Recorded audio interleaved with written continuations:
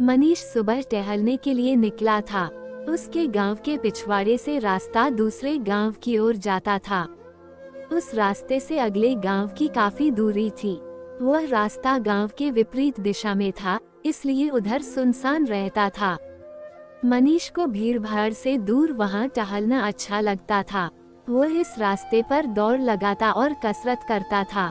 मनीष जैसे ही अपने घर से निकलकर गांव के आखिरी मोड़ पर पहुंचा, तो उसने देखा कि सामने एक लड़की एक लड़के से गले लगी हुई। मनीष रुक गया था। दोनों को देखकर उसके जिस्म में सनसनाहट पैदा होने लगी थी। वह जैसे ही नजदीक पहुंचने वाला था, वह लड़की जल्दी से निकलकर पीछे की गली में गुम हो गई। अरे, यह तो अंजलि थी। वह मन ही मन बुदबुदाया। वही अंजलि जिसे देखकर उसके मन में कभी तमन्ना मचलने लगती थी। उसके उभारों को देखकर मनीष का मन मचलने लगता था। आज उसे इस तरह देखकर वह अपने आप को ठगा सा महसूस करने लगा था। आज मनीष पूरे रास्ते इसी घटना के बारे में सोचता रहा। आज उसका टहलने में मन नहीं लग रहा था। वह कुछ दूर चलकर लौटने लगा था। वह जैसे ही घर पहुंचा कि गांव में शोर हुआ कि किसी की हत्या हुई है। लोग उधर ही जा रहे थे। मनीष भी उसी रास्ते चल दिया था। वह हैरान हुआ, क्योंकि भीड़ तो वहीं जमा थी जहां से अंजलि निकलकर भागी थी। एक पल को तो उसे लगा कि भीड़ को सब बता दे, पर वह चुप रहा।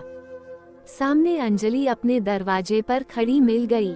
शायद वह भी बाहर हो रही घटनाओं के संबंध में नजरें जमाई थी। मनीष ने उसे धमकाते हुए कहा, मैंने सब कुछ देख लिया है। मैं चाहूँ तो तुम सलाखों के पीछे चली जाओगी। अंजलि ने हाथ जोड़कर गिड़गिड़ाते हुए कहा, अपना मुंह बंद रखना। मैं तुम्हारी एहसानमंद रहूंगी। ठीक है, आज शाम 7 बजे झाड़ी के पीछे वाली जगह पर मिलना। मैं तुम्हारा इंतजार करूंगा। अच्छा, लेकिन अभी जाओ और घटना पर नजर रखना। मनीष वहां से चल दिया। घटनास्थल पर भीड़ इकट्ठा हो गई थी। कुछ देर बाद पुलिस भी आ गई थी। पुलिस ने हत्या के बारे में थोड़ी बहुत जानकारी लेकर लाश को पोस्टमार्टम के लिए भेज दिया था। मनीष अपने घर लौट आया था। मनीष अंदर से बहुत खुश था कि आज उसकी मनोकामना पूरी होगी। फिर हत्या कैसे और क्यों की गई है, इसका राज भी वह जान पाएगा। उसके मन में बेचैनी बढ़ती जा रही थी। आज काम में बिल्कुल भी मन नहीं लग रहा था, इसलिए समय बिताने के लिए वह अपने कमरे में चला गया था। मनीष तय समय पर घर से निकल गया था। जाड़े का मौसम होने के चलते अंधेरा पहले ही हो गया था। मनीष तय जगह पर पहुंच चुका था, तभी उसकी ओर एक परछाई आती हुई नजर आई। मनीष थोड़ा सा डर गया था। परछाई जैसे जैसे उसकी ओर बढ़ रही थी, उसके मन से डर भी खत्म हो रहा था, क्योंकि वह कोई और नहीं बल्कि अंजलि थी। अंजलि के आते ही मनीष ने उसके दोनों हाथों को अपने हाथों में थाम लिया था। कुछ पल के बाद उसे अपने आगोश में भरते हुए उसने पूछा, अंजलि, तुमने जितेंद्र की हत्या क्यों की? उसकी हत्या मैंने नहीं की है। उसने मेरे साथ सिर्फ शारीरिक संबंध बनाए थे, जो तुम देख चुके हो। हाँ, लेकिन हत्या किसने की? शायद मेरे जाने के बाद किसी ने हत्या कर दी हो। यही तो मुझे भी समझ में नहीं आ रहा है, और इसीलिए मैं डर रही थी और तुम्हारी बात मानने के लिए राजी हो गई। अंजलि अपनी सफाई देते हुए बोली थी। क्या उसकी किसी से दुश्मनी रही होगी? मनीष ने सवाल किया। मुझे नहीं पता, अब तुम पता करो। ठीक है, मैं पता करता हूँ।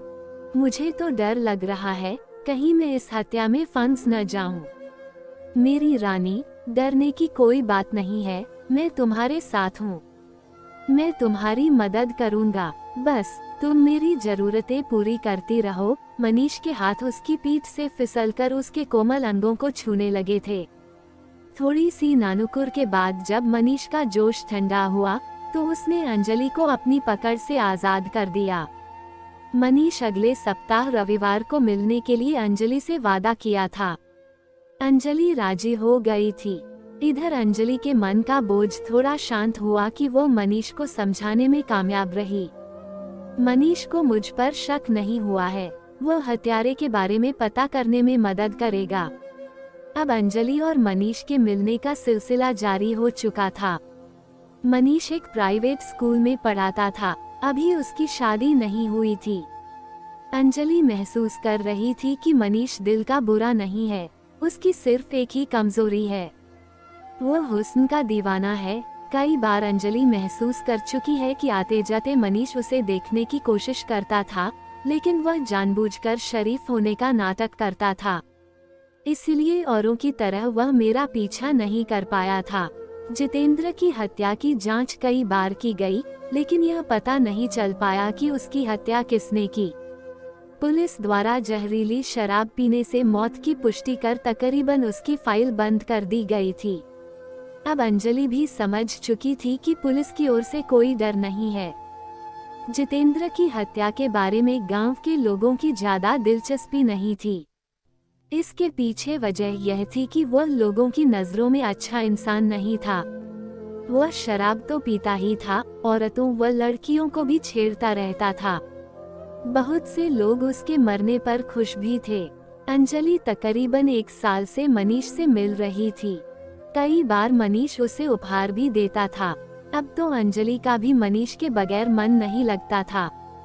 एक दिन मनीष अंजलि को अपने गोद में लेकर उसके बालों से खेल रहा था। उसने अपनी इच्छा जाहिर की, क्यों न हम दोनों शादी कर लें, कब तक यूं ही हम छिप छिप कर मिलते रहेंगे। इस पर अंजलि बोली, मुझे कोई इतराज नहीं है, पर मुझे अपनी माँ से पूछना होगा। तुम अपनी माँ को जल्दी से राजी करो। माँ तो राजी हो जाएंगी, लेकिन यह बात मैं राज नहीं रखना चाहती हूँ। कौन सी बात? यही कि जितेंद्र की हत्या किसने की थी? किसने की थी? मैंने। कैसे और क्यों? 3 साल पहले की बात है। मेरी एक बहन रिया भी थी। घर में माँ और मेरी बहन समेत हम सभी काफी खुश थे।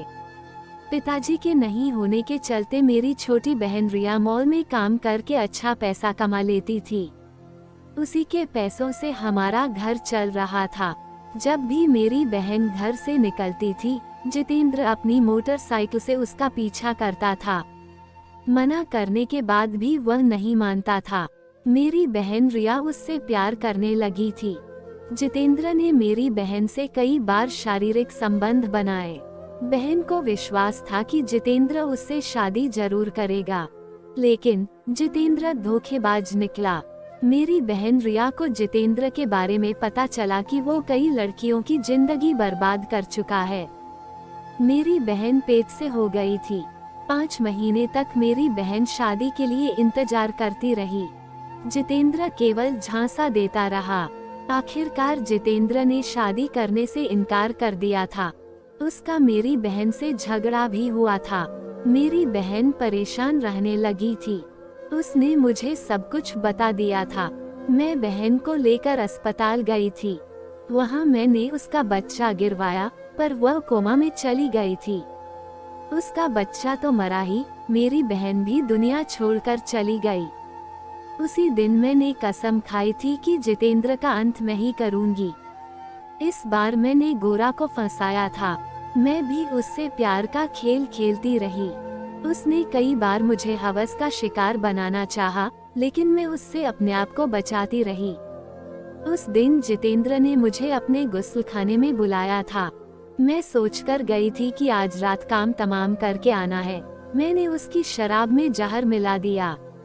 मैं उसकी मौत को नजदीक से महसूस करना चाहती थी, इसलिए उसकी हत्या करने के बाद मैं भी उसके साथ रात भर रही।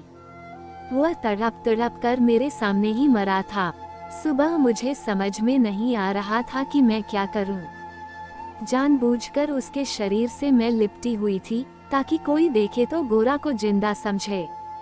पकड़े जाने पर पुलिस को गुमराह किया जा सके, हत्या के बारे में शक किसी और पर हो। यही हुआ भी। तुमने मुझे बेकसूर समझा। मैं शादी करने से पहले सब कुछ तुम्हें बता देना चाहती हूँ, ताकि भविष्य में पता चलने पर तुम मुझे गलत न समझ सको। मैंने अपनी बहन रिया की मौत का बदला ले लिया, इसलिए मुझे इस बात का कोई अफसोस नहीं है। मनीष यह सुनकर हक्का बक्का था। उसके मन में थोड़ा डर भी हुआ, लेकिन जल्द ही अपने आप को संभालते हुए बोला, तुमने ठीक ही किया। तुमने उसको उचित सजा दी है। तुम्हारे ऊपर किसी तरह का इल्जाम लगता भी तो मैं अपने ऊपर ले लेता, क्योंकि मैं अब तुमसे प्यार करने लगा हूँ। अंजलि ने मनीष को अपनी बाहों में लेकर चूम लिया था। वो अपने आप पर गर्व कर रही थी कि उसने गलत इंसान को नहीं चुना है। फिर वह सुखद भविष्य के सपने देखने लगी थी। उन दोनों ने जल्दी ही शादी कर ली। अंजलि अब मनीष को अपना राजदार समझती थी।